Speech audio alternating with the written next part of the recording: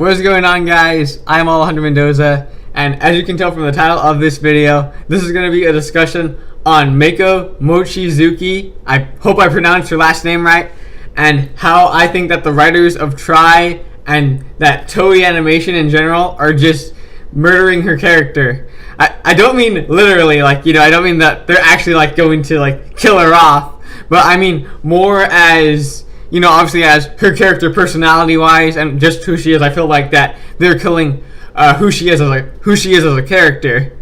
Now, before we get into the discussion, I quickly wanted to ask you guys a question about my complete theory on what I think happened to the O2 cast. More specifically, though, on part 4 or the final part of it. And the question I have for you guys, it's not if you guys what you guys thought of it, although if you guys could, it would be awesome to get more feedback on it. But it's more about with how long the video is, and if you guys would want me to split the video into 2 parts. And obviously the reason I'm asking this is because obviously I recently uploaded part 4 or the final part of that theory, and the video that video itself is quite a bit longer than the previous parts, because obviously parts 1, 2, and 3 were all around 30 to 32 minutes, while part 4 just jumped to 48 minutes.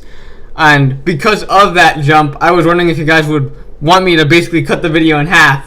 Because if you are a watcher of my videos and say you want to watch the final part of the theory but you don't think you'll have the time to watch the video, then by all means just tell me if you'd want me to split the video into 2 parts.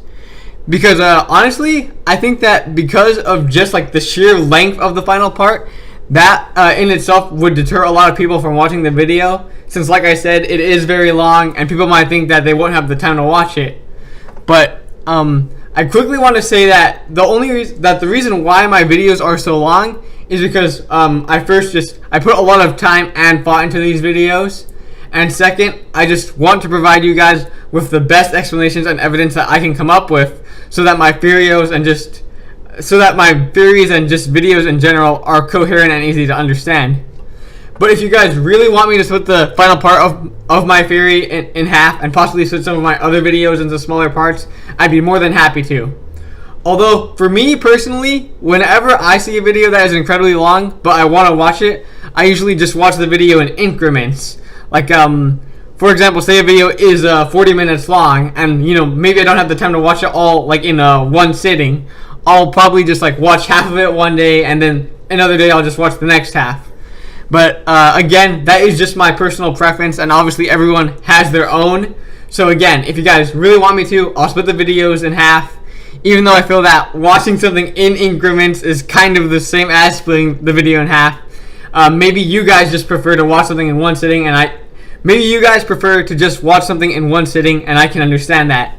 And actually, maybe that someone should conduct a survey on that, where they ask people who watch YouTube videos or just YouTubers in general, if they prefer to watch videos in one sitting, or if the length of a video deters them from watching it. And obviously, I know that probably a lot of you are going to say, of course, the length of a video is going to deter us from watching something, or of course we want to watch videos in one sitting. But it still could be an interesting survey. But anyways, I'm getting off topic, and yeah, I just really wanted to ask you guys this question. So if you have the time, comment down below if you want the video split into smaller parts. Now, with all that being said, let's get into discussing Meiko's character. So when it comes to discussing characters, we obviously have to take a look at obviously who the characters are and what they've done throughout the series, at least thus far. So before I get into actually discussing how I think that the writers are just murdering Meiko's character, I am going to quickly give a very quick summary on how I think on the major things that she has done so far, and just how I see her character right now and how my view of her has changed. So let's quickly do that. So obviously Meiko, she was introduced in Reunion, and we first saw her when Tai was going out and he saw Meiko and they just quickly nodded at one another. And as the movie progressed, obviously we saw Meiko with Mimi, and then we saw the Digidestined trying to help Meiko find Meikumon, although at the time we didn't know that Meiko was a Digidestined. So And this obviously all leads up to the point where Alphamon invades the real world, and the Digidestined are fighting against him to protect Meiko and her Digimon, Meikumon. And, Meikumon just like this really cute cat Digimon, and she just like is a very cute Digimon, she wouldn't hurt a fly. I mean, her face just like caused Leomon to like, his heart to pop out of his chest basically, so I'm pretty sure we could assume that nothing bad's gonna happen with Meikumon, right? But after the Digidestined save Meiko from Alphamon, it's then revealed that, Meiko is a Digidestined and her partner is Meikumon. And after that, she joins the group. So from there, we move on to Determination, where we start off with the bathhouse scene, where not really a whole lot happens. The bathhouse scene was just really meant to be this fun, lighthearted moment for the whole cast. So not really a whole lot happened there. I mean, we did get that scene with Meikumon where she was staring at the lights, I think, and she looked like she might be becoming infected. But other than that, not really too much happened in the bathhouse scene. So then we have to get into actually some of the significant things that Meiko has done, because in Determination, this is where I think where obviously things with Meiko actually started to pick up the pace basically, and where things actually started happening with her.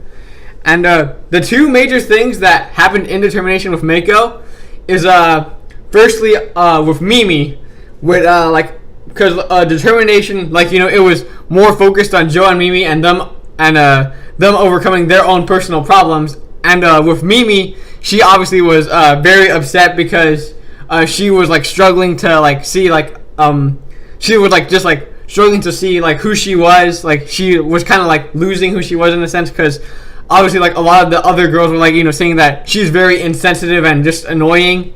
And that really affected me, and she was wondering am I really like that? Should I just stop being so outgoing basically, so talkative? And the reason that Meiko is so significant here is because Meiko obviously she shows up to the school festival wearing the design that she, Mimi, and Sora made, and obviously a lot of other people besides Mimi really didn't want to wear those things because they thought it was too revealing, and they just shot down her idea. But Meiko obviously comes in wearing the cheerleader outfit, and that inspires Mimi to be herself again. And maybe you think that this scene isn't that significant, but really it kind of is, because when you really think about it, Meiko coming in that outfit, coming in the cheerleader outfit, that's what inspired Mimi to go back to being herself. And if Meiko hadn't done that, then who knows, maybe Palma wouldn't have been able to digivolve to Mega, because obviously Meiko coming in that uniform was what got her out of her depressed state basically. So I think that scene is significant enough to warrant being here. So then the next major thing that happens with Meiko is obviously when Dark Jedi shows up appearing as Ken, and he obviously takes Meikumon captive, and the Digidestined have to fight to get Meikumon back, and they do. And obviously everything seems fine, they get Meikumon back, they now have more Digimon that can go into Mega, so everything seems fine. And then Meikumon kills Leomon, and we find out that Meikumon is the source of the infection. So yeah, pretty big reveal there. So obviously after that was the end of Determination, so this leads into Confession. And I feel that here at Confession is where a lot of people really started to maybe not dislike Meiko's character, but really started to fall off with Meiko's character.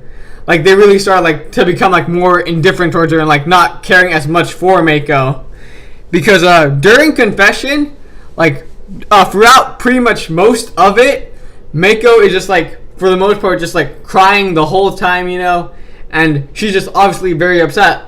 Granted, I see where people are coming from when they say oh, that's so annoying, Meiko crying. Well, and I can totally see that, because even though I was okay with Meiko's crying throughout, for the most part, I felt that the writers maybe put a bit too much of it, they were a bit too excessive with Meiko's crying. I was okay with it for the most part, because it makes sense why Meiko is so upset. Because obviously, Mekumon was her partner, and now she's obviously turned to the darkness, basically, and is basically just causing all this trouble for her friends, and she obviously feels very guilty about that. But I totally see where, like, the other side is coming from, because, like, when you think about it, it's like, okay, like, we can understand why she's so upset, but it's like, Meiko, like instead of, like, maybe crying all the time, like, maybe you could, I don't know, actually try to, like, save Mekumon, like, rather than, like, crying and feeling sorry for yourself, maybe try to save Mekumon. Like, I mean, she does eventually do that, like, when obviously Mekumon reappears, and, she's, Mekumon is obviously causing the reboot to happen, like, Meiko herself, like, goes and, like, tries to stop Mekumon. But when she goes, like, the problem with her, like, actually doing that, like, while it should seem like development for her character, like, the fact that she's actually going to try and stop Mekumon, the big problem I see with that, like, scene where she goes is because immediately when she arrives to the battle scene, like, her just, like, calling Mekumon's name and, like, her just being there immediately worsens the situation, because Mekumon then proceeds to obviously digivolve even further and become more evil, and that just, like, makes the whole situation worse, basically.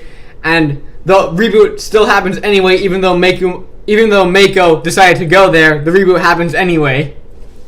So I think that really caused a lot of people to fall off her character, because also immediately after this, she just goes back to being depressed, and, like, obviously, like, the next big scene we have of her is, like, TK goes over to her house and, like, is saying that they're going back to the digital world and they want her to go with them.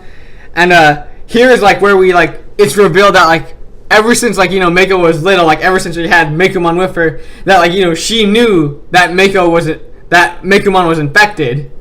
And that's obviously a pretty big reveal, because obviously, like, that means, like, that she kept this whole thing from the Digidestined, and, like, that would obviously, like, you would think, like, that the Digidestined would be very angry at Meiko for this, but they're, like, while they maybe are, like, internally, TK just, like, he's just like, that doesn't matter right now, like, we need you to come with us, basically. And I think that's where really a lot of people just truly began to fall off of her character, because, like, it's not just the fact that, like, this is, like, basically kind of ruining her character, like, just, like, her basically crying all the time over Mekumon, but I think it also has to do with the fact that we have seen other Digidestined, like, overcome similar problems to this, like, with Tai, obviously, like, he made Agumon Dark Digivolve into Skull Greymon, and while, like, he was depressed for a little while, like, he kind of went a bit emo for a little while, like, he eventually, like, overcame it, because, like, he was obviously fearful that he was going to make Agumon Dark Digivolve, but over, like, basically just over 2 episodes, Tai basically overcomes that problem, and he's back to his normal self in just 2 episodes. And it's like a lot of other characters have also, like, overcome very similar problems to this. Like, say with Ken, like, Ken obviously fell to the darkness, and after he obviously, like, after he was defeated, he obviously felt very guilty about it, but he eventually overcame that problem and he became a good guy. And with Meiko, it's like while she may not be obviously Tai or Ken, like, she is obviously, like, not those characters, obviously, she's her own character, but the fact is, though, that she has probably the same amount of support, if not more support, than, like, Tai had when he made Agumon Dark Digivolve, because when Tai made Agumon Dark Digivolve, a lot of the kids, like Mimi and TK and Sora, like, they were all, like, supporting Tai, like, they were saying, like, oh, it's not your fault.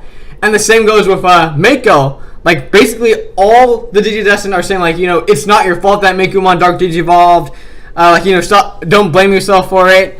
They're all just, like, saying, like, that it isn't her fault.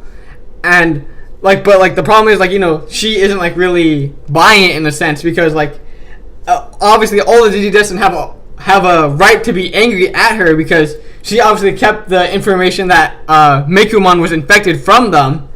But the simple fact that all the Digidestined are willing to forgive her, even though they kept that even though she kept that information from them, just shows that, like, that they're really good friends, and that, like, she should not feel like this way, at least like not for too long. Like, that I felt that like after confession that she should have like stopped being like, like maybe like, she still would obviously feel guilt and depressed and feel like a bit depressed, but I feel that after confession she should have been more like, like I had to stop feeling sorry for myself, like, I had to be strong for Meikuman, like I have to save her, and like, just overall just like her like realizing that like her pitying herself and feeling sorry for herself isn't gonna help.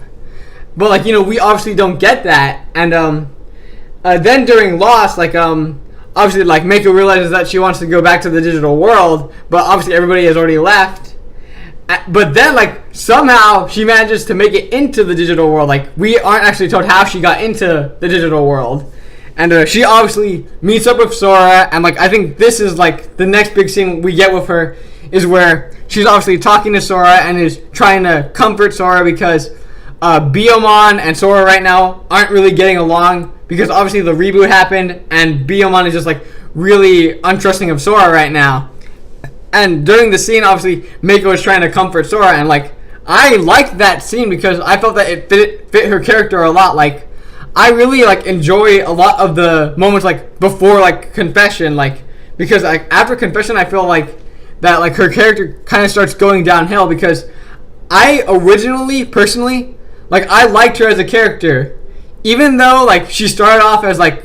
Even though like she's obviously like pretty kind of like generic, like she's kind of like the shy girl stereotype in anime, like she's very bashful, but like she's overall a good person. Even though that was a bit generic, I still really liked her character because obviously her interactions with Mimi, like I really enjoyed those because they were fitting for her character and like they were just like really fun too. And then we obviously have the scene with Sora where like we see her comforting Meiko, but like she's still obviously embarrassed. And it just like really shows you like the potential of her character, but like with like how things are going with like the writers, like it just seems like they're like keep like pushing her back into like the basically kind of like the damsel in distress, like basically the girl who cries a lot, and basically that's her role, and like that's not good for Meiko's character. And I just like really want the writers to start like adding more depth to her character, like adding like more than just her crying about Meikuman. And there's like two more major scenes with Meiko, and it's after like she's obviously like comforting Sora, Meikuman appears and she begins like attacking them, like asking Meiko why did she leave her, and Meiko just like hugs Meikuman, like tells her that everything's gonna be okay. And like that, no matter what happens, like that she'll always love Meikuman, and like that's a really nice scene, and but it's then interrupted by Dark Jedi just showing up out of nowhere and then like creepily licking Sora, and I feel like that kind of what's the word, like it basically overshadowed like Meiko's scene with Meikuman, because like that scene with Jedi licking Sora is just like was so weird and random for Digimon. And obviously after this, like Dark Jedi begins chasing the Digidestined and Meiko, and it all leads up to where all the Digidestined are fighting against Metal Seedramon and Machine Dramon, and Meiko for some reason decided to stay on the ship alone, and that's where of course Dark Jedi corners her and begins to choke her in order to get Meikuman to Dark Digivolve back into Meicrackmon.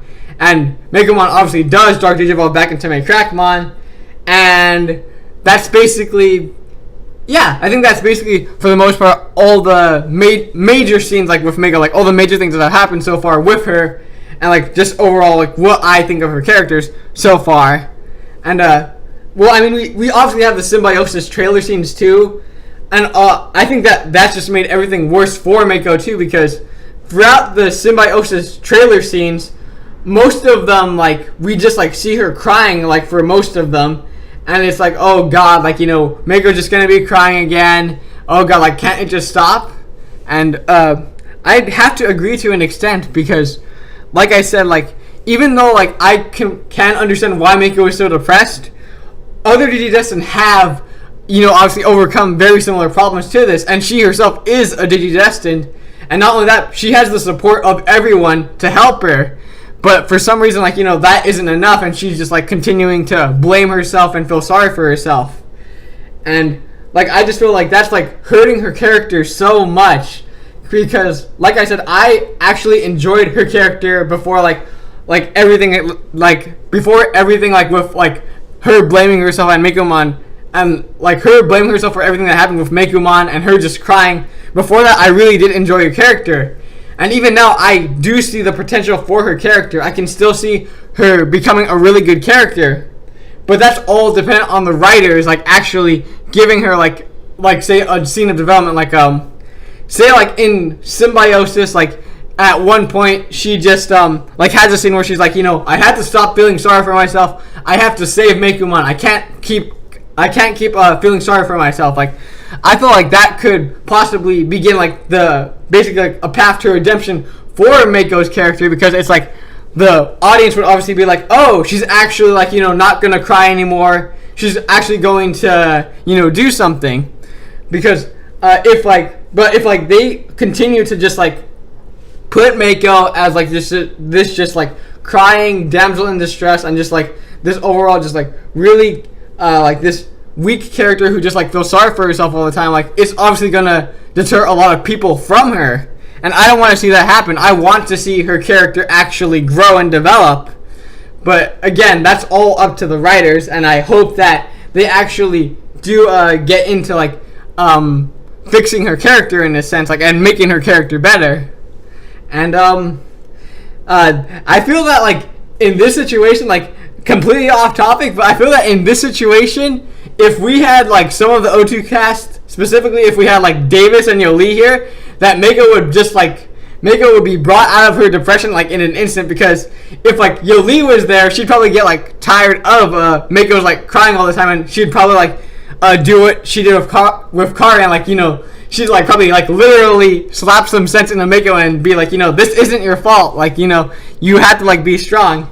And if Davis were there, like I could see like Davis doing something similar to what he did with the Dark Spore children, like when they were fighting Malamyotis one, where he's like basically telling them like, you know, like you, like it isn't your fault, like, you know, you have to stop feeling sorry for yourself, and like, you know, you can do this, like, you know, you're strong, you can accomplish your dreams. And yeah, like I feel like if the O2 characters were there, like I said, specifically Davis and Yoli, they'd be able to like help Meiko in an instant, basically. But yeah, with all that being said, I think this is gonna be the end of the video. So thank you all for watching. If you enjoyed the video, maybe leave a like, and if you're enjoying the content I'm producing, maybe consider subscribing. And if you are already subscribed, then thank you for subscribing. You guys are awesome. Even if you aren't subscribed, I'm glad that you're watching my videos, because it's just always really nice to know that like that you guys are willing to take time out of your day to watch a video of mine. And that just is an awesome feeling to have, knowing that other people are willing to like take time out of their day just to watch my video. And also, I quickly want to say like that the reason I made this video is because I actually like had a really good discussion with someone who commented on my videos. I believe his channel is a C-MC channel. I believe that's what his channel name was.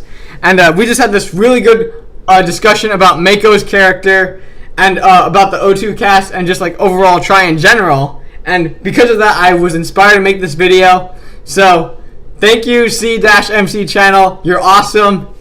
But yeah, overall, thank you once again for watching.